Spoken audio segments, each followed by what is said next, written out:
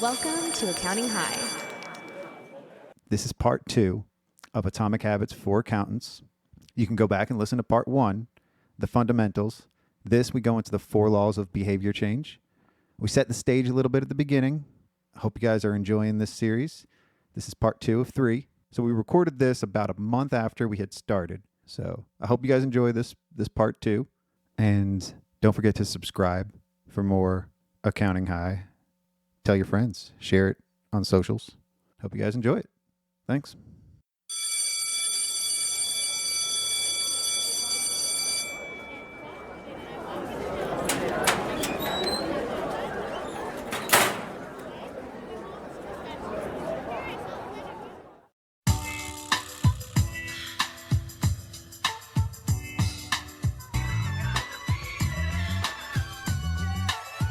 Welcome back to our class. It's the guide. Please take a seat. Step into this unique guidance session. Navigate with me. It's the capital S. Oh yes, I'm fresh. C-O-O-T. Y apostrophe OKR apostrophe. You see, the show is intended to guide you with advice. Vision goes on mission. It's time accounting high. Yeah, this profession. I think they in the mood for some fun and inspiration. Hell okay. yeah. What up, Scott? Gotta lead with ambition. What's that, greed? Gotta grab your attention. Intention? And it's gotta be abundant. Public accountants. In unexpected places, we ask for your attention. Conversations about the state of the profession. Emotional intelligence, atomic habits in a bundle. Infinite game, Rye holiday, we stay humble. Find your purpose in class with tech apps. Jedi mindsets, James Ash has got your back. Verhelst to discuss her vision for the profession. Evolution conversation with Jeff Wilson II. And I'ma continue to put the rap down with impact now. And if you're active listening, mind the imagination gap now. Yeah, Janitor Scott coming to you live from the closet with a bucket and a mop. So find a cozy spot. We all want financial freedom. ACCOUNTINGHIGH. Preach. Putting this course together. Sit back, relax, open your mind. Classes in session. Guidance class at Accounting High. It's guidance class at Accounting High, and it's guidance Monday in Accounting High show. So tune in to the next episode.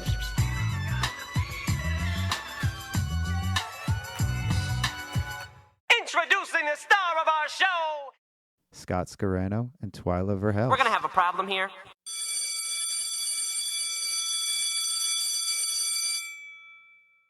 What's the purpose of this, Twyla? Why are we doing this?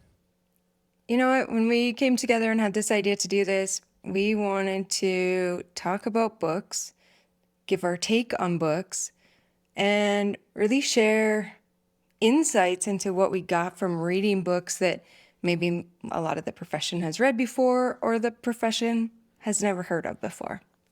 As it relates to accounting, I read a lot of business books and a lot of like nonfiction type books. So I always ask potential clients and just people that I'm meeting with, what do they recommend? Books, podcasts, different content. And one thing that I get overwhelmingly a lot is Atomic Habits. First fresh book report. That's today's conversation. Yeah, I'm excited about this book. The universe was telling me something when at least three different people had asked me if I had read this book. And 3 different areas of my life had asked me if I had read this book. So it's like, that all right. tells you something when it's different areas of your life too. Yeah. Different audiences or different people. It was time to read this book. Yeah, habits are very, very powerful, and framing it the right way and how it relates to our life, our family, our business. You got to have your mental and physical health in check to be able to do anything else. Yep. Let's take a step back, because some people maybe never heard of this book versus other people listening have perhaps read it once or more. Shout out to James Clear, the author. Yep.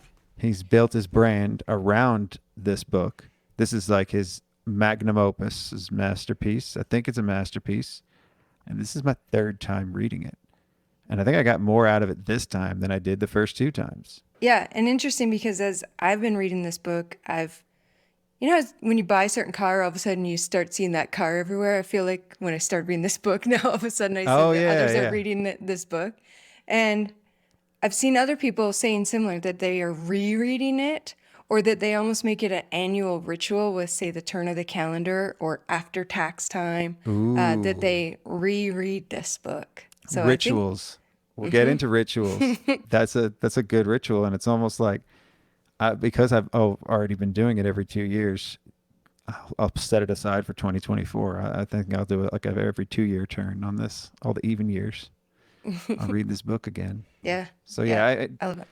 to me, I think it's the foundation of being mentally and physically fit, good habits, and building on those and evolving them over time. And my understanding of the book has evolved over time too. You know, it's a great book and it's an easy read, but it's also something that changes based on your perspective and your worldview during that time. You may get different things out of it. Yeah, absolutely. We always get different things out of a book or a movie or a TV show, or in some cases, a conversation. If you ever watch a conversation back, maybe you've rewatched the Sons of or re-listened to the Sons of CPAs episodes, and you just hear different things each time, right? And so I think the books are magical like that you can reread the same book at a different point in your life, and you pick up on different things based off what you need. So definitely a book worth reading over and over for that reason. So I think that happened a lot during our conversations, and that's why I wanted to do this, because we tend to focus on a lot of the same things in our interactions, and a lot of that does surround mental health, physical health, and emotional health, and we can get into the emotional side later. I don't think this really goes too deep into it, but to be continued on the emotional side. Yeah, maybe the next book, maybe there's an Easter egg there. Yeah.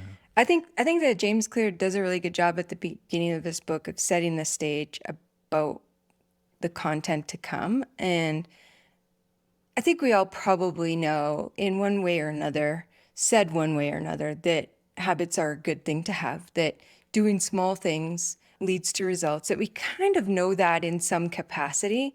But I think he did a really good job of outlaying just exactly what impact that can have. And I think just the way he spells it out really, for me, got me invested in why I should be taking habits more seriously and making them part of my day-to-day. Because I think I have a lot of habits and probably some good and some bad. Good or bad.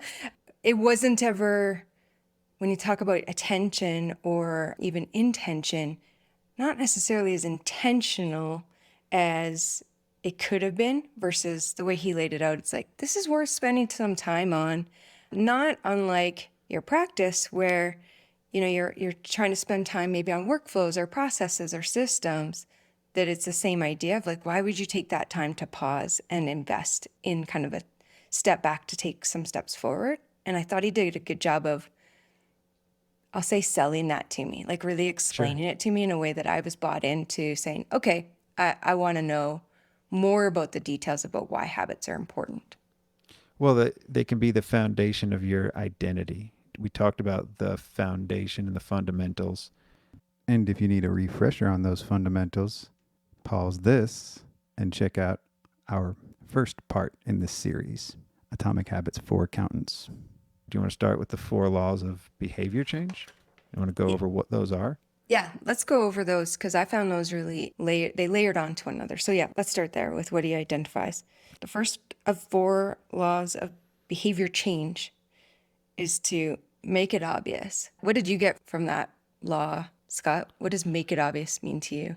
Yeah, so designing your environment around those habits to make them easier. And with that one, immediately just think of breaking bad habits and making invisible.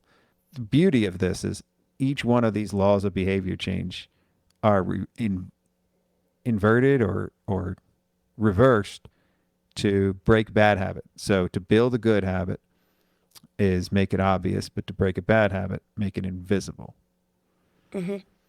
Definitely relate to making it invisible. Yeah, I like that. And I think every time that in each of these laws, I think there was always both sides. Like, how do you reinforce new or good habits that you already have versus how do you break old habits? We all have bad habits we'd like to break, and we all have good habits we'd like to start. I think understanding how to break them and how to start them is the key. And that's what this book does, is help us understand it as humans, why we do the things that we do. Yeah. The other thing that I found from the obvious, I'll give you actually two, but they kind of tie, was when you talked about the environment, creating the space to do the habit. And he described in the book that even in the smallest apartment, you can create space to do certain habits. So if a habit is to read every night, if a habit is to journal every morning, if a habit is to clean out your inbox, whatever that habit is that you're trying to establish, is to create a certain space that becomes your environment that then ends up being a cue. So I thought that was really interesting, and it's especially interesting now as we start to head into travel season. I know, Scott, you're traveling soon. I'm traveling soon. I'm sure others that are listening to this are traveling, and that sometimes traveling can be a breaker of our good habits. And what I liked described in here about it being obvious is when you get to that new location, to recreate some of those spaces that you have successfully held onto your habit, you know, in your home environment or your office environment. So I really loved thinking about that and how I haven't been somebody who does that, or at least not consistently. But I'll tell you now, when I travel in a few weeks, I'm gonna try that. I'm gonna try it on to see if I can keep up some of the habits that I've built here and recreate them, and not be I'm the person who breaks habits when I travel, but rather my identity being I'm the person who keeps habits when I travel. In the beginning, too, part of making it obvious is to identify things. And he talks about a habit scorecard to evaluate what your current habits are and make it in plain sight, because we tend to be in denial about the things we are or are not doing. In general, our minds are fuzzy places, and oh yeah, I did that every day for the past few days. If you're not tracking it, you probably didn't do it for a couple days at a time. You just did it today, you know? So let's be real and track things. That's something I'm doing now, is tracking a lot of different habits every day. And if I miss a day, I know because I'm tracking them every day, and that's part of the habit. The habit is to track them. So that's the habit that I have to keep up with. And if I can do that, then I can see everything else that I'm doing or not doing. All right, let's circle back on that habit tracking that you're doing when we get further into the laws, because I think that's going to be tied in one of the next laws. For sure. But let's talk about the second law, which is to make it attractive. What does this mean to you when you hear make it attractive? Satisfying. I think that a lot of things that we do repeatedly because we enjoy them, especially in the short term. So I'll go into the bad habit part of this. Bad habits tend to be very, very easy and satisfying in the short term.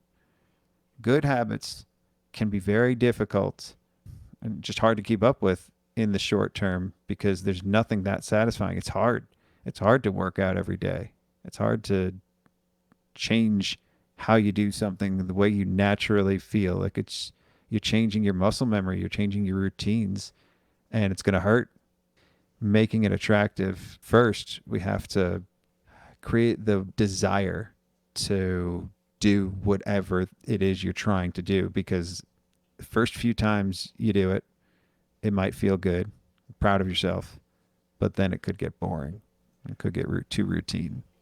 You fall back into that's why everybody always falls back into their bad habits, because the bad habits are comfortable. They're easy to just sit on the couch and watch TV, right? After a long day, you're stressed.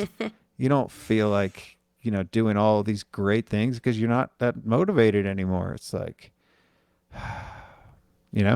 that exhale of pouring a glass of wine and just sitting and watching TV, which in the book he says that does sound good, but that quickly becomes a habit, right?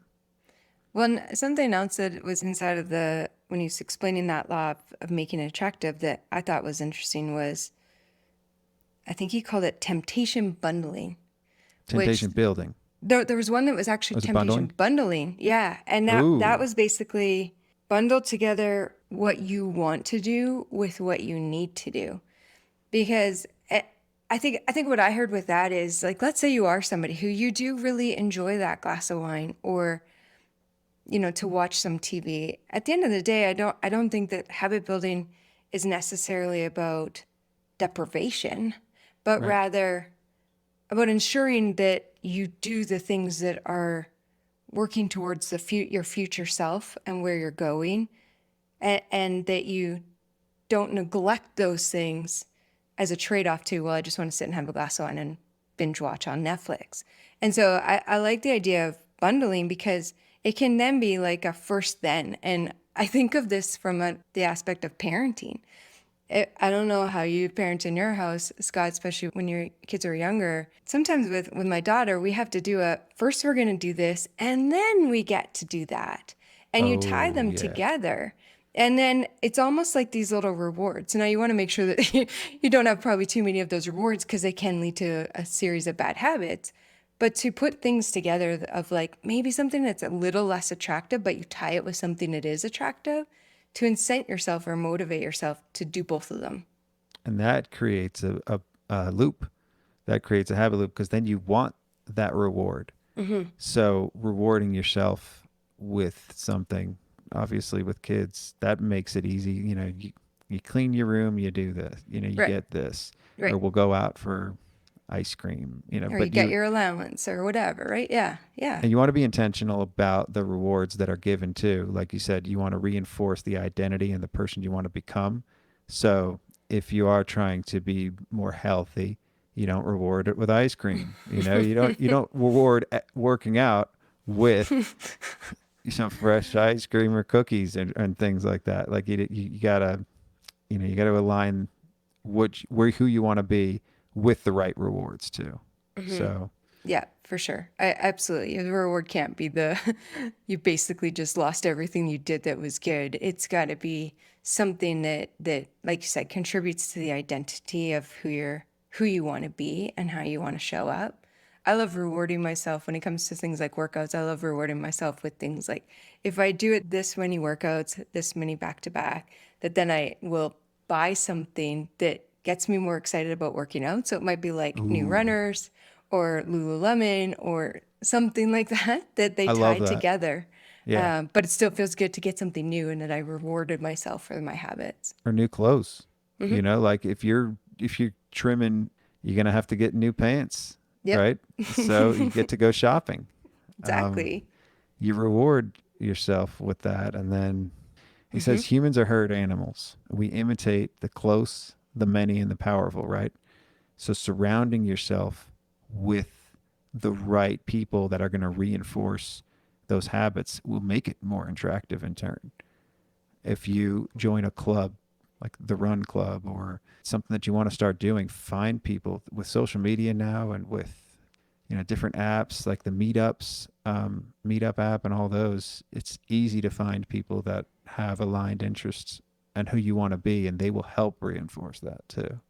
Yeah, So yeah. It makes our peer-to-peer groups, even in the profession, that much more powerful too, right? Because a lot of times inside of this profession, if we look, we can find people who are working on something similar or going through something similar in our profession. And so the peer groups and the community that this profession has, when I read that, I instantly thought about the accounting profession and how we've really elevated this and not necessarily realized the impact that it's had on us as a community or being part of a group.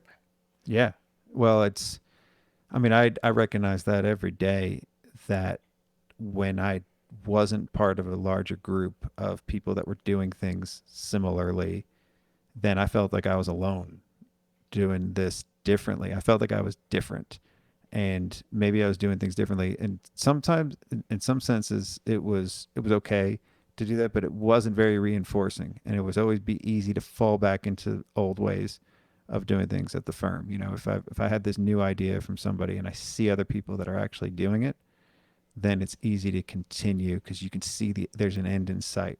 Especially changing things is hard. Changing routines on how you do things and changing your processes, changing the way that you manage or the way that you are as a leader. And so it's very powerful to have other people around you that are doing it the right way. And surround yourself with that. So that's good. How Yep. about making it easy? The third law of behavior change. Yep. Make it easy.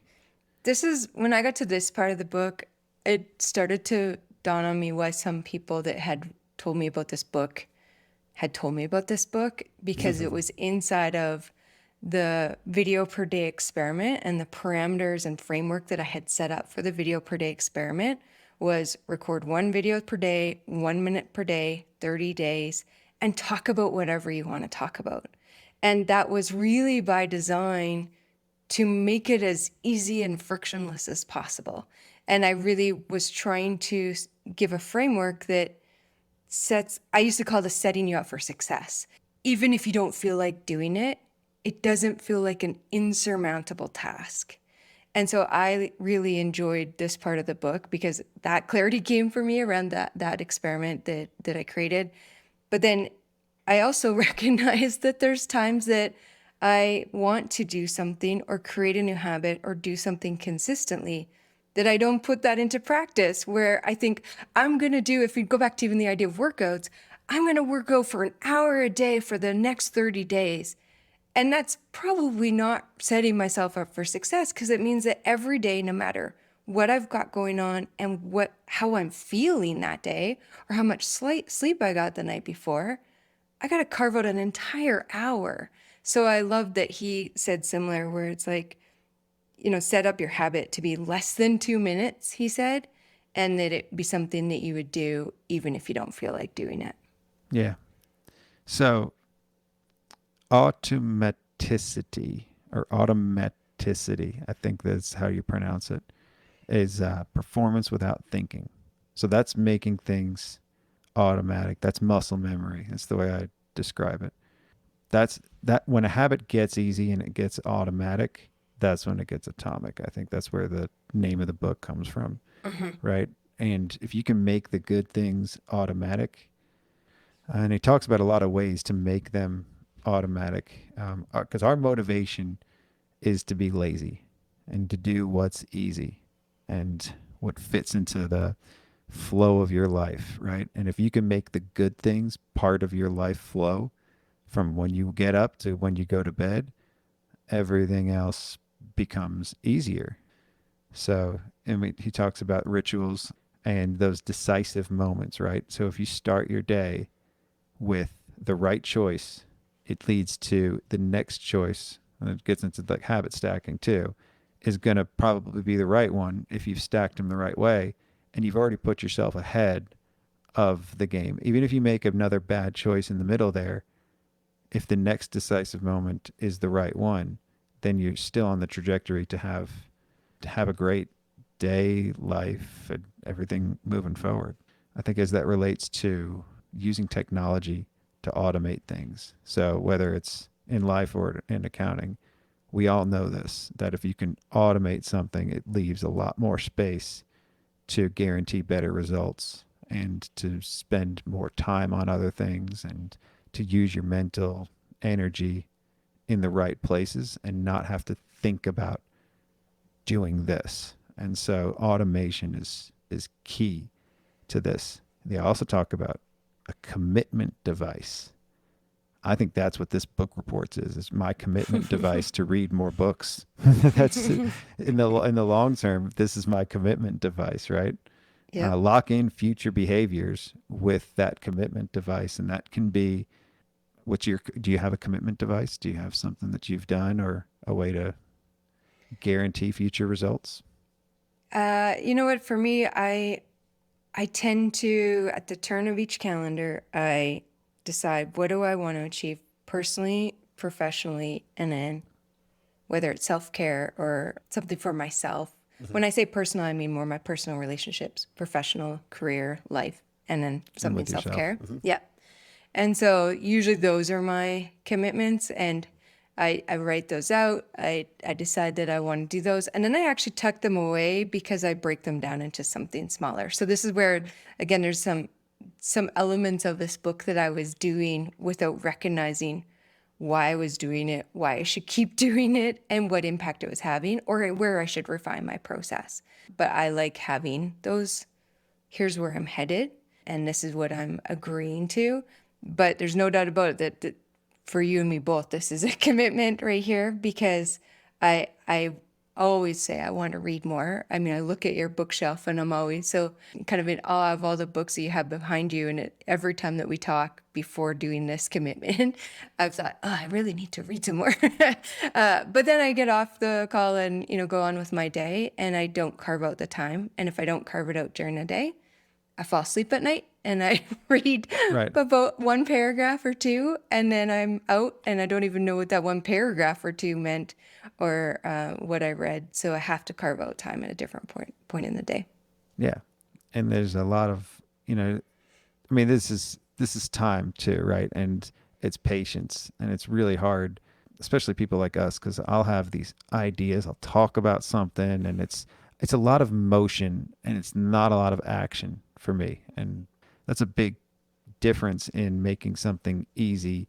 It's finding the time for that action and making the action easier and making the action automated, because the motion is just, it doesn't matter what you say. If you don't actually do what you say you're going to do, then you're just full of shit, right? Like I could talk about something all the time, but one thing they talk about is habit shaping too. And it's scaling it over phases, making it very slow and easy and intentional. So the habit shaping, to me, that was one part that I highlighted a lot, because it's, you're not going to be able to just go to bed at 10 if you're somebody that stays up late. It's not easy for that. But there's things you can do to phase that in to eventually get there, and it might take a few months, but phase that in. And they go in through a couple great examples or ideas there. I had to phase in meditation every day, and that was something that I am doing now every day, but it's hard to actually just start doing something every day, even though it might sound or seem easy. It's hard to always find the right time. So everything is kind of shaped around that, but what do you think? When we talk about habit shaping, that to me is, if I think about my previous language, it was setting yourself up for success in terms of you can't go from going to bed at midnight to going to bed at 10 instantly overnight consistently. Like your body and your circadian rhythm is going to be really messed up, and it's going to be hard to hold to. So habit shaping, I definitely think is part of that. I also think, though, even investing yourself into committing to that slow process, because I myself am somebody who I know I'm notoriously impatient, if you didn't know that already, Scott. And I want to see results, and I want to have something happen. And so to invest in a slower burn process, or a process that's I'm not going to necessarily see immediate results from, is always a challenge to me. That's why I do that kind of like, where am I going this year? What do I want this year? But I think that's also why the whole chapter on the identity of who you are, and that habits are part of your identity, helps me think about investing that time to go into the slow process that isn't going to have those immediate results, because it then starts to align with who do I want to be, or who am I becoming, or how do I want to show up? What am I committed to, big picture? And then that means I got to be in for the long game and willing to take in the moment, what feels like micro steps, like something that takes less than 2 minutes a day, probably to most of us feels like a micro step. And so what makes you stay with that micro step? There's all of these 4 laws of behavior change, but then there's also something around the identity of invested that you're working towards, that for me makes me commit to actually shaping that habit. Yeah. The beginning, the micro steps, that's the ritual. And that's taking the action to take the motion and put it into action. And that's where things start to materialize too, as that becomes automatic. The inverse of number 3, rule 3, is making it difficult, right? So make it easy and make it difficult. So make the bad habits difficult. You got an example of something that stuck out to you? Yeah, there were some really obvious habits in the examples in the book. Even, if we go back to the TV reference, something sounds so simple as putting a TV inside of an enclosed case, where you actually have to physically open the case and like get the remote and like actually even I think there was the example of like connecting the cable box. Like you have to take somebody takes the TV out when they're done with it and move it to a different room. Yeah. You got to take significant steps that aren't easy in order to watch TV. It's So that's the example I thought of. There's the one of remote, taking the batteries out of the remote. Yeah. Putting it somewhere else. Like I've done this with my phone. So using my phone is a habit that I broke last year. I had to put it in physically a different room. I had to leave my phone in my basement just so I could be around my family, just so I could do anything. I usually leave my phone at home now when we go out, but I don't even have alerts anymore. And it's just like, that's a phasing thing. That was definitely a phasing thing that I went through. And sometimes I think, oh, wait, you know what? Life was just so much easier when I saw all my alerts, because then I didn't miss things, or then I was able to keep up with everything. But everything else kind of suffered too. So all of these things, it could be a double-edged sword. You'll always find reasons to justify the bad habits. I think part of that too is finding the right commitment device and ways to lock in the behavior. Cancel the cable, right? Those kind of things. Cancel the Netflix subscription. Yep. So, fourth law of behavior change: make it satisfying.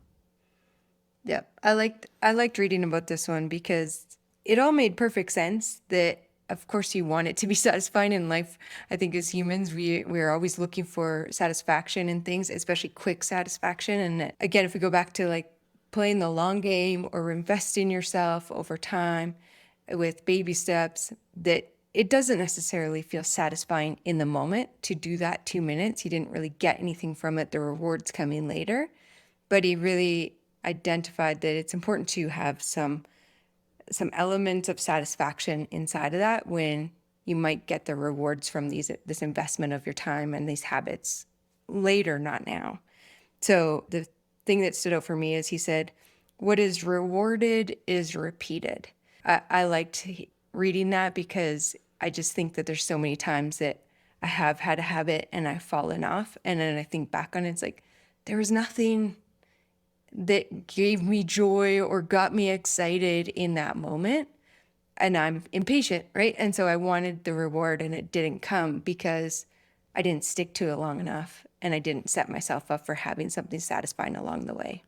Well, it's measuring the right things too. And this goes back into, rewarding the kids for doing something, giving them a reward, right?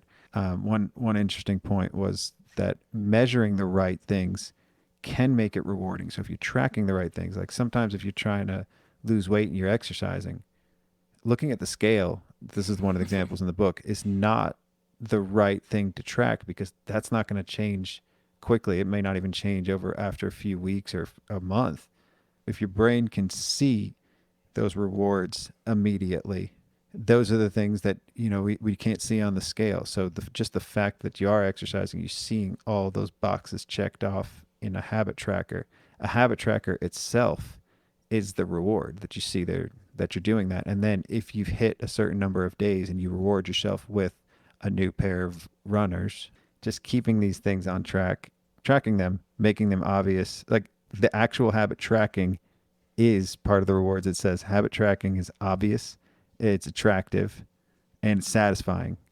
I think sometimes we also overthink as adults about what makes something satisfying. And this is where your habit tracker comes in, where there's actually satisfaction in like checking a box or marking an X. I think James Clear's habit trackers are marking an X, is it not? That there's satisfaction as an adult in that, just doing that, like just saying, I did this today. And I've been known to tell people that if I start my day without doing my to-do list and I actually got a couple things done, I will put those things onto my to-do list when I do create it and check them off. Yes. So that's clear that we get satisfaction from, I did that. Or in the case of his tracker, it's the X. And it's the sense of accomplishment. Exactly. Right? And that you're making progress, that you're doing something. And I think to me, each time that you like make a check mark or mark off the X, it's almost like this little mini recommitment to why you started this in the first place. Versus if you don't actually physically do that, you can get detached from why did I say I was going to read a page every day? What does that really matter? And almost like mindfully let that habit go versus actually checking it off or marking off an X where it's like, yes, this is what I said I was going to do. Well, and it all leads into things over time too. So if when you look at that and you see that all of those X's and you see you've accomplished that, it's like, okay, all of this, and then all of a sudden the scale looks, you hadn't checked the scale in a few weeks or a month, and then wait, I'd lost 10 pounds, all the things like at our firm, it's like all the things that I changed that were hard to change. Now we look at the bottom line, or we look at the other metrics and the other things. So it's tracking the right things too. So we track leading indicators at the firm, and we track all of the things. And basically that's the habits, all of the right things that we could be doing, the number of client meetings, or that is time blocking, these different things that they're tracking. And just the fact that they're tracking it and we're looking at it each week leads to less turnover for clients, for me, I track how many hours I slept, and that's something I track anyway, but it does result in better numbers, better sales numbers too. We look at the correlation between those. So we track our leading indicators there. So at your firm, if you could find different things that if I did this, it should lead to the right results, and keep that loop open, because as you can reinforce those if you see that there is a correlation between doing one thing and it leading to something else. Do you have any good leading indicators that come to mind? Yeah, sleep for me is a big one, for sure. I think sleep's so important in terms of how much sleep I get. And for me, it's not sales calls, but it's more so around, I like to have time where I can be creative and just sit and think, because I spend so much time absorbing ideas from accounting professionals, and whether that's in calls or it's on social or through my team, and they just talk to some accounting professionals. And I really, if I don't take the time to actually sit with that and say, what can we do with this? What can we create for content, or what can I speak to or give back? What can we give to the profession that might be helpful? I find that if I don't have enough sleep, that even if I have those moments to do it, I'm not very good at it, because I'm tired and I'm thinking about the other things I need to do, versus it's like, no, this is my creative time and I love this time when I'm refreshed versus when I'm not. It's kind of feels almost like a waste, and I end up like, I'll do this another day, and then I go on and check off some other things on my to-do list, which end up being the black hole of email, or some of the things that we all kind of have sitting in the background. Yeah, and that's having a good plan for when the habits slide off track too. And when the things slide off track, having a good plan to get that in place. Because one statistic here, he talks about avoiding a 33% loss is better than a 50% gain. But basically what it's saying is avoid missing more than one day of a habit, because it's going to be harder to get back to where you were, that normalcy that you had, that way that you felt after meditating, the way that you're able to react after getting a good night's sleep. It's harder to get back there if you've let it slip for a few days too. Yep, I like that reference too. And I think in that same chapter, without finding it specifically in the book, it's 201 is the page. Okay, thanks. And I think right in around there, he says, it's better to do less than you hoped than to do nothing at all. And to me, this is the idea of like, sometimes those days that we miss, so take meditating as an example. Sleep's a little more challenging because other things impact your sleep. But let's say you commit to, I'm going to meditate for 2 minutes every day. And then for whatever reason, you can't even do 2 minutes for whatever reason. Do one, right? Versus missing. Breath. Yeah. Versus missing a day entirely. So I found that really kind of hit home for me, where it's like, you know what? Well, it also keeps your record workouts straight. And yeah, Yeah, it keeps your tracking, so you can still check the box. If you've made that very, very easy, then you can check the box for that day too. If it's just showing up at the gym, is checking the box, just walking inside the gym and maybe not even working out. yep, just getting Because, there. Yeah, just getting there is usually half the battle anyway. Yeah, yeah. He basically says that showing up is the habit being to show up as opposed to the habit being to do all the things, right? And I think that was, as somebody who can often feel busy with being a mom and all the things that we've all got going on as parents and entrepreneurs, etc., it can just feel burdensome to think about, I have to do one more thing, versus it feels lighter to me to think I have to show up. My habit is to show up. And then if I don't do anything more than just show up at the gym, then at least I did that much. Keep right? showing up. And that's what everybody says, because it may feel like you're not getting anywhere, but just showing up is actually enough, because you're going to have really good days and you're going to have bad days, but the bad days don't matter as much if you showed up. And that's the enemy of success, is boredom. First, that was what was really interesting to me. And I think we can, to be continued, and as we close it out. Part 3 will be the reflection. We did get through the 4 laws. Let's repeat those laws, right? Yep. We've got the 4 laws of behavior change. Make it obvious, make it attractive, make it easy, and make it satisfying.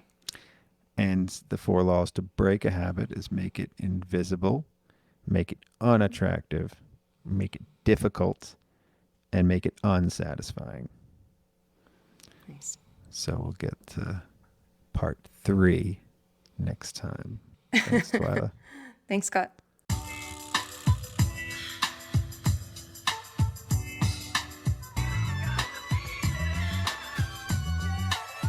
Welcome back to our class. It's the guide. Please take a seat. Step into this unique guidance session. Navigate with me. It's the capital S. Oh, yes, I'm fresh. C-double-O-T. Y''OKR'. You see, the show is intended to guide you with advice. Vision goes on mission. It's time accounting high. Yeah, this profession. I think they in the mood for some fun and inspiration. Hell okay. yeah.